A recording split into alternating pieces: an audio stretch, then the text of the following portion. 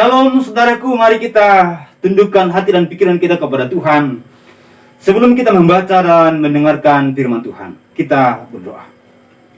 Damai sejahtera Allah yang melampaui segala akal, itulah yang memelihara hati dan pikiranmu dalam Kristus Yesus Tuhan. Amin. Saudaraku yang terkasih dalam nama Tuhan, firman Tuhan bagi kita terambil dari Efesus pada pasal yang ke-5, ayatnya yang ke-15 sampai dengan ayatnya yang ke-21 dikatakan demikian. Karena itu perhatikanlah dengan seksama bagaimana kamu hidup. Janganlah seperti orang bebal, tetapi seperti orang arif. Dan pergunakanlah waktu yang ada, karena hari-hari ini adalah jahat. Sebab itu janganlah kamu bodoh, tetapi usahakanlah supaya kamu mengerti kehendak Tuhan. Dan janganlah kamu mabuk oleh anggur, karena anggur menimbulkan hawa nafsu. Tetapi hendaklah kamu penuh dengan roh, dan berkata-katalah seorang kepada yang lain dalam mazmur dan kidung puji-pujian dan nyanyian rohani. Bernyanyi dan bersoraklah bagi Tuhan dengan senap hati. Ucapkanlah syukur senantiasa atas segala sesuatu dalam nama Tuhan Yesus Kristus kepada Allah dan Bapa kita. Dan rendahkanlah dirimu kepada yang lain di dalam takut akan Kristus. Demikian jauh pembacaan firman Tuhan bagi kita yang berbahagia atas setiap orang yang mendengar dan melakukan firman Tuhan. Saudaraku yang terkasih nama Tuhan, tema kita pada hari ini, hidup sebagai orang arif. Saudara, Rasul Paulus menulis surat kepada jemaat di Efesus untuk mengingatkan mereka agar mereka mengingat akan citra diri mereka, bahwa mereka adalah anak-anak Tuhan yang harus berbeda dengan anak-anak dunia. Bahwa mereka adalah anak-anak terang yang harus berbeda dengan anak-anak kegelapan.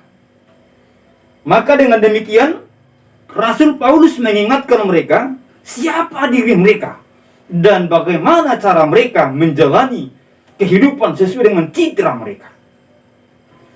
Saudara, pada ayat 15 ini kita diingatkan oleh firman Tuhan bahwa kita sebagai anak-anak terang, kita hidup harus menjadi orang yang arif.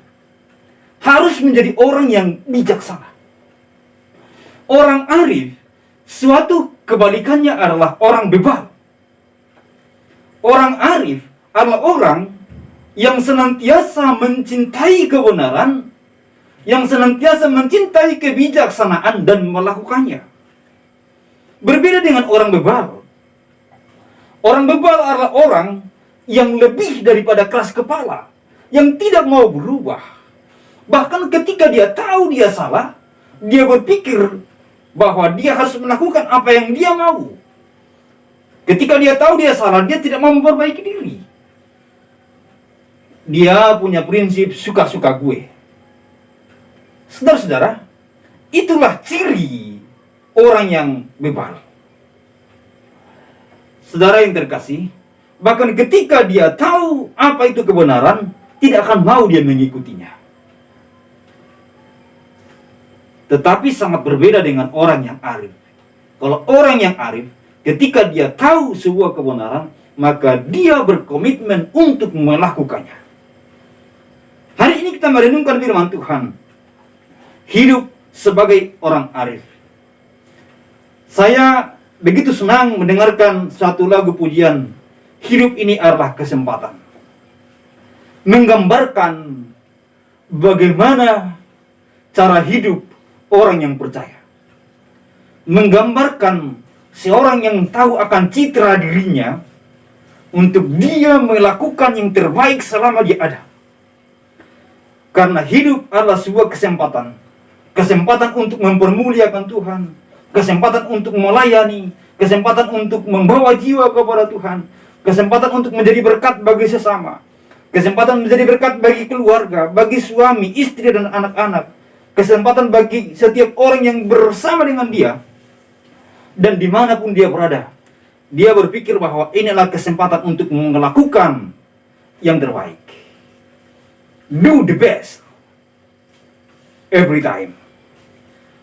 Melakukan yang terbaik setiap waktu. Saudara-saudara, Seorang anak Tuhan harus menyadari akan hal itu. Bahwa kita ada di dunia ini sekarang untuk melakukan yang terbaik setiap hari, setiap saat, dan dimanapun. Every time and everywhere.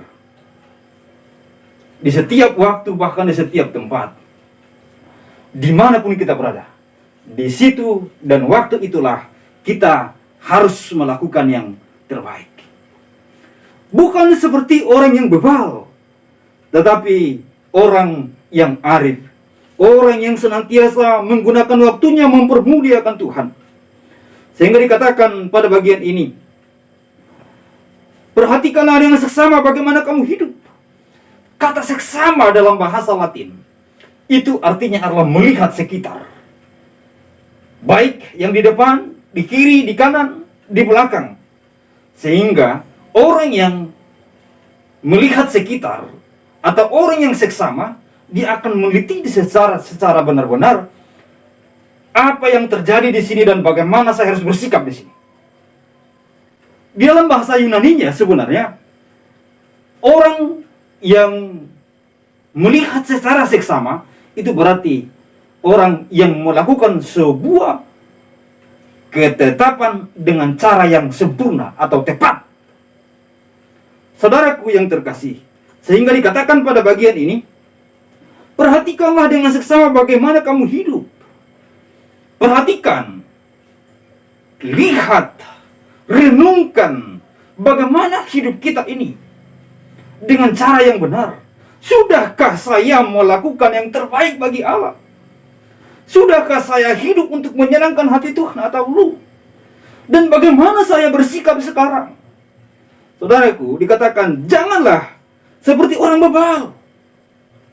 Ketika kita memperhatikan diri kita, lalu kita melihat apa yang perlu kita benahi dalam hidup, maka dikatakan jangan seperti orang bebal. Orang bebal adalah orang yang keras kepala, bahkan lebih daripada keras kepala. Ketika dia tahu dia salah, dia tidak mau berubah. Ketika dia tahu sebuah kebenaran, dia tidak mau melakukannya. Bahwa yang dia lakukan adalah apa yang dia mau. Dia melakukan hanya apa yang dia inginkan, bukan apa yang diinginkan Tuhan. Oleh karena itu, dikatakan jangan seperti itu. Jangan seperti orang yang bebal, tetapi jadilah seperti orang arif. Artinya, jadilah sebagai orang yang bijaksana, tahu kebenaran dan tahu melakukannya, dan melakukannya. Kapan? Besok? Tahun depan? Bukan, mulai dari saat ini. Saudaraku yang terkasih, Paulus berkata kepada jemaat di Efesus bahwa kamu adalah anak-anak terang, maka kamu harus menjadi orang yang bijaksana, orang yang arif, orang yang bertindak sesuai dengan kebenaran, orang yang menunjukkan kasih sayang Tuhan, kemurahan dan kebaikan Tuhan, orang yang menjalani kehidupan tidak secara sembrono, tetapi secara tepat sebagaimana apa yang Tuhan mau. Kemudian saudara-saudara yang terkasih nama Tuhan, dikatakan pada bagian ini, pada ayat yang ke-16, dan pergunakanlah waktu yang ada, karena hari-hari ini adalah jahat.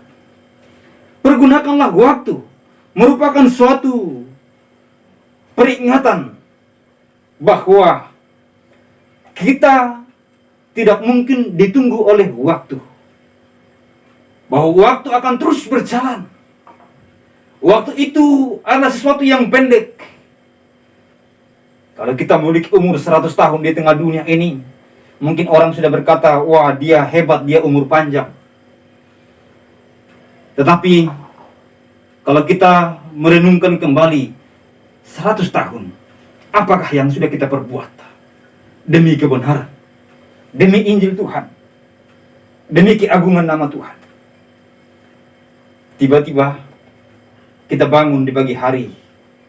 Sebentar kita melakukan aktivitas A, B, dan C, dan D. Sekejap mata, sebentarlah saja, tiba-tiba sudah malam. Dan besok akan terulang lagi. Baru saja kita melewati atau memasuki tahun 2021 sebentar lagi kita akan mengakhiri, tinggal 1 bulan ke depan. Bapak, Ibu, saudara-saudara yang terkasih nama Tuhan, waktu itu adalah sesuatu yang pendek, singkat saja adanya. Kita di dunia ini pun kita tidak tahu kapan kita akan pergi.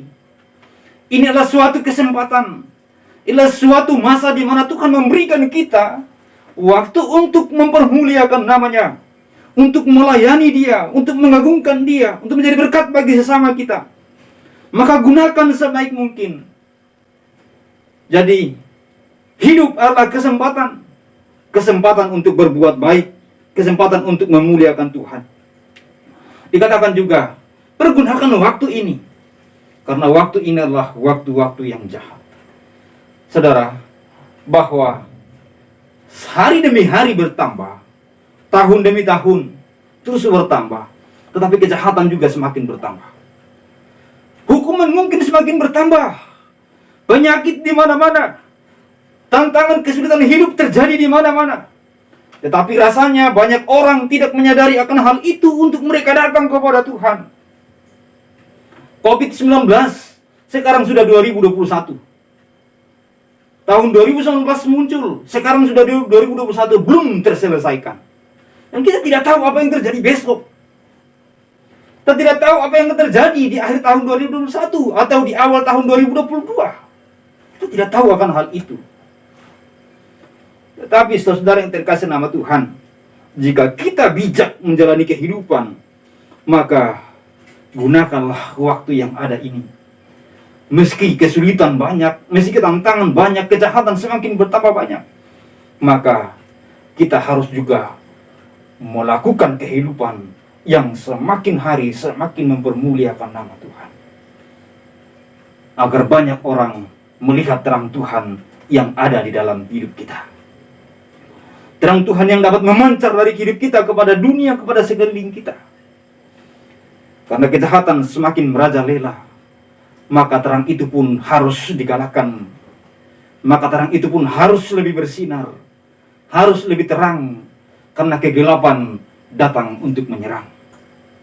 Saudara-saudara yang Tuhan Yesus kasihi, dikatakan kepada kita pada bagian ini, bahwa sebab itu janganlah kamu bodoh, tetapi usahakanlah supaya kamu mengerti kehendak Tuhan. Ternyata Rasul Paulus juga mengingatkan jemaat di Efesus bahwa Tuhan memiliki rencana akan hidupmu. Tuhan memiliki kehendak atas hidupmu. Maka engkau harus tahu itu. Usahakan engkau mengerti akan hal itu. Usahakan engkau memahami akan kehendak Tuhan dalam hidup kita. Kehendak Tuhan dalam hidup kita itu jelas akan kita boleh lihat secara umum ada di Alkitab kita. Kehendak Tuhan agar kita percaya kepadanya. Kehendak Tuhan agar kita melakukan kebenarannya. Kehendak Tuhan agar kita mempermuliakan Dia, membawa jiwa bagi Dia. Kehendak Tuhan agar kita menjadi terang dan menjadi berkat, menjadi garam di tengah dunia. Ada begitu banyak kehendak Tuhan untuk kita lakukan. Tuhan punya rencana untuk kita masing-masing. Baik secara umum, sebagai orang yang percaya, sebagai seorang Kristen, bahkan secara pribadi-pribadi, ada rencana yang khusus, ada rencana umum, ada kehendak Tuhan yang umum, ada kehendak Tuhan yang khusus untuk Anda dan saya. Oleh karena itu, saudara yang terkasih nama Tuhan, kita akan dapat memahami itu jika kita terus bersekutu kepada Tuhan, lebih dekat lagi kepada Tuhan, lebih dekat lagi dan lebih dekat lagi. Maka pada akhirnya kita akan memahami isi hati Tuhan yang akan menggerakkan kita sesuai dengan kehendak dan rencananya. Bapak, Ibu, saudara-saudara yang terkasih dalam nama Tuhan, dikatakan pada bagian ini, dan janganlah kamu mabuk oleh anggur, karena anggur menimbulkan hawa nafsu, tetapi hendaklah kamu penuh dengan roh. Cara hidup dunia, dia mencari sukacita yang semu, sukacita yang sementara dengan kemabukan. Tetapi sukacita Kristen adalah ketika roh Allah memenuhi hidupnya. Oleh karena itu, hindarkan cara-cara dunia, hindarkan kemabukan, karena kemabukan yang membawa kepada hawa nafsu, dan kemudian hawa nafsu itu akan merusak seseorang. Saudara, saya pernah mendengarkan sebuah cerita. Ada orang yang mabuk, beserta dengan teman-temannya keluar dari tempat minum minuman keras. Lalu mereka berjalan, tiba-tiba dia melihat ke langit. Lalu kemudian di langit sana ada sebuah cahaya. Dia berkata, "Oi kawan, apakah itu bulan atau matahari?" Lalu kawannya bilang, karena juga setengah mabuk, berkata, "Itu matahari." Padahal itu bulan. Orang yang mabuk kehilangan pengertian, kehilangan akal sehat, dan kehilangan segala sesuatu yang seharusnya membawa dia melakukan yang baik dan benar. Oleh karena itu, hindarkan kemabukan dan hiduplah menyenangkan hati Tuhan. Saudaraku yang terkasih nama Tuhan, sukacita kita haruslah sukacita karena roh Tuhan, karena kita dipenuhi oleh roh Allah, sehingga dikatakan, dan berkata-katalah seorang kepada yang lain dalam mazmur, kirim puji-pujian nyanyian rohani, bernyanyi dan bersorak-soralah bagi Tuhan dengan segenap hati, ucapkanlah syukur senantiasa. Saudara-saudara, orang yang arif, orang yang bijaksana, dia tidak menyandarkan sukacitanya kepada hal-hal lahiriah, kepada apa yang ada di dunia. Karena sukacita yang demikian, sukacita yang temporal. Dan ketika pengaruh dari minuman keras atau alkohol itu hilang, maka kembalilah dia pusing dan stres. Tetapi orang yang percaya kepada Tuhan, sukacitanya bukan tergantung kepada hal-hal lahiriah. Sukacitanya ada karena roh Tuhan ada padanya. Apakah Anda hari ini memiliki sukacita? Amin. Percayakan hidup Anda kepada Tuhan. Bukan berarti bahwa orang yang percaya tidak ada kesukaran. Bukan berarti bahwa orang percaya tidak ada pergumulan. Ada, tetapi dia memiliki pengharapan kepada Tuhan. Dia memiliki Tuhan yang sanggup membuat dia kuat. Ada selalu penghiburan baginya. Roh Allah berdiam di hatinya, menerangi hati dan pikirannya. Sukacita yang luar biasa. Saudaraku yang terkasih nama Tuhan, kemudian janganlah lupa mengucap syukur. Orang yang tidak bersyukurlah orang yang tidak mengenal kebaikan Tuhan. Tapi orang yang bersyukurlah orang yang selalu mengenal kasih Tuhan dan kebaikan Tuhan dalam hidupnya. Oleh karena itu jangan pernah lupa mengucap syukur. Karena Tuhan Allah kita yang telah berbuat baik, telah menunjukkan kasih sayang kepada kita, maka itu pantas kita syukuri.